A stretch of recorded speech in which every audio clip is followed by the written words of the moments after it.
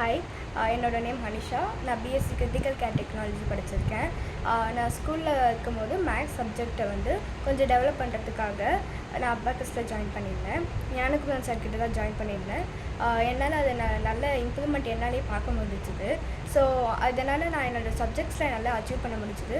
Memory skills, கான்சன்ட்ரேஷனும் நல்லா நமக்கு வரும். ஸோ நான் இப்போ மெடிக்கல் கோடிங் ஒர்க் பண்ணிகிட்ருக்கேன். எனக்கு இப்போ வரைக்கும் அது நல்லா யூஸ் ஆகிட்டுருக்கு.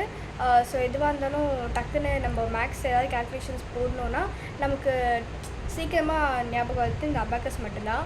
என்னால் இப்போவும் வந்து சிங்கிள், டபுள், ட்ரிபிள் டிஜிட் வரைக்கும் என்னால் டக்குன்னு கேல்குலேஷன்ஸ் மைண்டில் போட முடியும். ஸோ நிறைய காம்படிஷன்ஸும் அட்டன் பண்ணியிருக்கேன்.